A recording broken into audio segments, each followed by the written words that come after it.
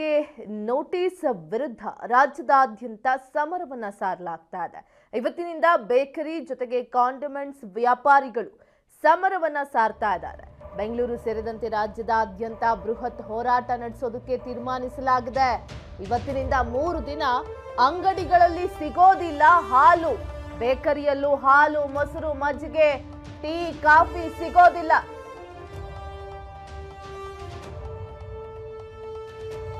ವಾಣಿಜ್ಯ ತೆರಿಗೆ ನೋಟಿಸ್ ವಿರುದ್ಧ ರಾಜ್ಯದಾದ್ಯಂತ ಹೋರಾಟ ನಡೀತಾ ಇದೆ. ಇವತ್ತಿನಿಂದ 3 ದಿನ ಕಾಂಡಿಮೆಂಟ್ ಸ್ಟೋರ್ಗಳಾಗಿರ್ಬೋದು, ಬೇಕರಿ ಆಗಿರ್ಬೋದು, ದಿನಸಿ ಅಂಗಡಿ ಆಗಿರ್ಬೋದು, ಎಲ್ಲೂ ಕೂಡ ನಿಮಗೆ ಹಾಲು, ಮೊಸರು, ಮಜ್ಜಿಗೆ, ಟೀ, ಕಾಫಿ ಸಿಗೋದಿಲ್ಲ.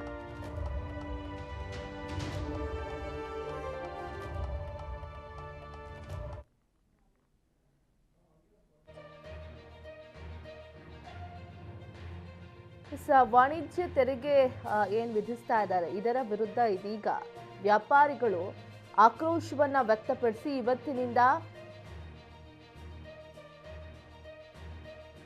ಹಾಲನ್ನ 3 ದಿನಗಳ ಕಾಲ ಮಾರಾಟ ಬಂದ್ ಮಾಡಿರುವಂಥದ್ದು. ಯುಪಿಐ ಮೂಲಕ ಮಿತಿಗಿಂತ ಹೆಚ್ಚಿನ ಹಣ ಸ್ವೀಕರಿಸಿದ ಸಣ್ಣ ವ್ಯಾಪಾರಿಗಳಿಗೆ ತೆರಿಗೆ ಪಾವತಿಸುವಂತೆ ನೀಡಿರುವ ನೋಟಿಸ್ ವಾಪಸ್ ಪಡೆಯುವಂತೆ ಆಗ್ರಹಿಸಿ ವ್ಯಾಪಾರಿಗಳು ರಾಜ್ಯದಾದ್ಯಂತ ಹೋರಾಟ ಮಾಡ್ತಿದ್ದಾರೆ. ಜುಲೈ 25ರಂದು ಬೇಕರಿ, ಕಾಂಡಿಮೆಂಟ್ಸ್ ಸಂಪೂರ್ಣ ಬಂದ್ ಆಗ್ತಾ ಇದೆ. ಜುಲೈ 25ರಂದು ಫ್ರೀಡಂ ಪಾರ್ಕ್ನಲ್ಲಿ ಬೃಹತ್ ಪ್ರತಿಭಟನೆ ಕೂಡ ಇದೆ. ನಾಳೆ ಕೂಡ ಹೋರಾಟ ಇದೆ. ಜನಸಾಮಾನ್ಯರಿಗೆ ತಟ್ಟಲಿದೆ ಬಂದ್ನ ಬಿಸಿ. ನಾಳೆ ಸಿಗರೇಟ್ ಹಾಗೂ ಗುಟ್ಕಾ ಇನ್ನಿತರ ವಸ್ತುಗಳು ನಾಳೆ ಸಿಗೋದಿಲ್ಲ. ಅನಿರ್ದಿಷ್ಟಾವಧಿ ಪ್ರತಿಭಟನೆಗೆ ಸಣ್ಣ ವ್ಯಾಪಾರಿಗಳು ನಿರ್ಧಾರ ಮಾಡಿದ್ದಾರೆ. ಇಂತಿಷ್ಟೇ ದಿನ ಅಂತ ಇಲ್ಲ, ನಮಗೆ ನ್ಯಾಯ ಸಿಗೋವರೆಗೂ ನಾವು ಹೋರಾಟ ಮಾಡ್ತೀವಿ ಅಂತ ಅನಿರ್ದಿಷ್ಟಾವಧಿ ಪ್ರತಿಭಟನೆಗೆ ಸಣ್ಣ ವ್ಯಾಪಾರಿಗಳು ಮುಂದಾಗಿದ್ದಾರೆ.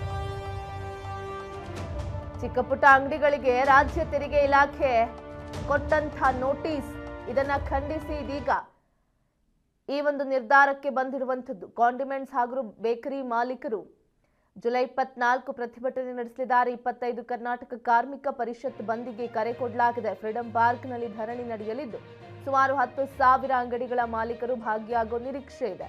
ವಾಣಿಜ್ಯ ತೆರಿಗೆ ಇಲಾಖೆಯ ನೋಟಿಸ್ ವಿರುದ್ಧ ವರ್ತಕರು ಸಮರ ಸಾರಿದ್ದಾರೆ. ಇವತ್ತಿನಿಂದ ಹಾಲು, ಹಾಲಿನ ಉತ್ಪನ್ನ ಮಾರಾಟ ಬಂದ್ ಮಾಡಲಾಗ್ತಿದ್ದು, ಹಾಲು ಬಳಸದೆ ಟೀ, ಕಾಫಿ ಮಾಡೋ ಮೂಲಕ ಆಕ್ರೋಶ ಹೊರ ಹಾಕಲಿದ್ದಾರೆ. ಪ್ರತಿಭಟನಾರ್ಥಿತವಾಗಿ ಕಪ್ಪು ಪಟ್ಟಿಯನ್ನು ಧರಿಸಿ ಇತರೆ ವಸ್ತುಗಳ ಮಾರಾಟವನ್ನ ಮಾಡಲಾಗುತ್ತೆ.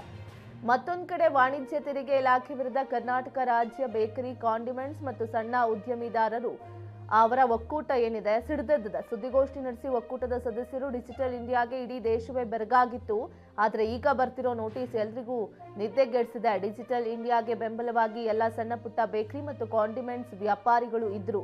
ನಾವು ಡಿಜಿಟಲ್ ಇಂಡಿಯಾ ವಿರುದ್ಧ ಅಲ್ಲ, ಆದರೆ ನಮ್ಮ ವ್ಯಾಪಾರಿಗಳಿಗೆ ಈ ಟ್ಯಾಕ್ಸ್ ರೂಲ್ಸ್ ವಿಚಾರ ಗೊತ್ತಾಗ್ತಿಲ್ಲ ಎಂದಿದ್ದಾರೆ. ಇನ್ನು ಸಣ್ಣ ಪುಟ್ಟ ವ್ಯಾಪಾರಿಗಳಿಗೆ ವಾಣಿಜ್ಯ ಪಾವತಿಯ ಬಗ್ಗೆ ಸರಿಯಾದ ಮಾಹಿತಿ ಇರಲಿಲ್ಲ. ಕಳೆದ 4 ವರ್ಷಗಳ ತೆರಿಗೆ ಪಾವತಿ ಮಾಡಬೇಕು ಅಂತ ಲಕ್ಷ ಕೋಟಿ ರೂಪಾಯಿ ಲೆಕ್ಕದಲ್ಲಿ ಕಳೆದ 15 ದಿನಗಳಿಂದ ಒಂದೇ ಬಾರಿಗೆ ವಾಣಿಜ್ಯ ತೆರಿಗೆ ಇಲಾಖೆ ನೋಟಿಸ್ ಕೊಡ್ತಾ ಇದೆ. ಇದು ನಮ್ಗೆ ಆಘಾತ ತಂದಿದೆ. ಮೊದಲು ಏನೂ ಹೇಳ್ದೆ ಡಿಜಿಟಲ್ ಇಂಡಿಯಾ ಮಾಡ್ತೀವಿ ಅಂತ ಹೋಗಿ ನೀವು ಸಣ್ಣ ಪುಟ್ಟ ವ್ಯಾಪಾರಿಗಳಿಗೆ ನೋಡಿ, ನೀವು ₹1 ಏನಾದರೂ ತಗೊಂಡ್ರೆ ಅದಕ್ಕೂ ಕೂಡ ಡಿಜಿಟಲ್ ಪೇಮೆಂಟ್ ಮಾಡ್ಬೋದು ನೀವು.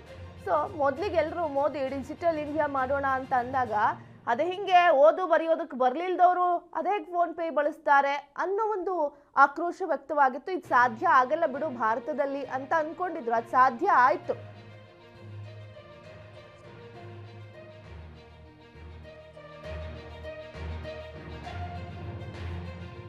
ಸೊ ಈ ವಿಚಾರವಾಗಿ ಅದು ಕೂಡ ಯಶಸ್ವಿ ಆಯ್ತು. ಪ್ರಧಾನಿ ಮೋದಿ ಅವರ ಕನಸು ಈಡೇರ್ತು. ಡಿಜಿಟಲ್ ಇಂಡಿಯಾ, ನೀವು ಯಾವ ಅಂಗಡಿಗಾದ್ರೂ ಹೋಗಿ ₹1 ನೀವು ವ್ಯಾಪಾರ ಮಾಡಿದ್ರು ಫೋನ್ ಪೇ ಮಾಡ್ಬೋದು.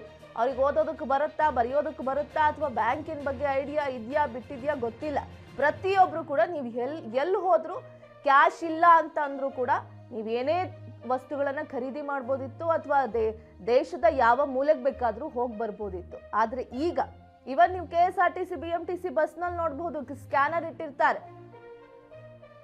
ಆದ್ರೆ ಈಗ ಸರ್ಕಾರ ಕೊಟ್ಟಿರುವಂತ ಶಾಕ್ ಏನು ಅಂದ್ರೆ, ಸಣ್ಣ ಪುಟ್ಟ ವ್ಯಾಪಾರಿಗಳಿಗೆ ಇಷ್ಟು ವರ್ಷ ಸುಮ್ಮನೆ ಇತ್ತು, 4 ರಿಂದ 5 ವರ್ಷ ಡಿಜಿಟಲ್ ಇಂಡಿಯಾ ಅಂತ ಎಲ್ಲರೂ ಕೂಡ ಪ್ರತಿಯೊಬ್ಬರು ಸ್ಕ್ಯಾನರ್ ಅನ್ನ ಇಟ್ಕೊಂಡು ಫೋನ್ ಪೇ ಮೂಲಕ UPI ID ಮೂಲಕ ಅಥವಾ ಸ್ಕ್ಯಾನರ್ ಮೂಲಕ ಹಣವನ್ನ ಡಿಜಿಟಲ್ ಮೂಲಕ ಹಣವನ್ನ ವ್ಯಾಪಾರ ಮಾಡಿದಂಥವ್ರು ಹಾಕಿಸ್ಕೊಂಡವರಾಗಿರ್ಬೋದು ಹಾಕ್ತವ್ರಾಗಿರ್ಬೋದು ಎಲ್ಲರೂ ಕೂಡ ಡಿಜಿಟಲ್ ಇಂಡಿಯಾ ಮೊರೆ ಹೋಗಿದ್ರು.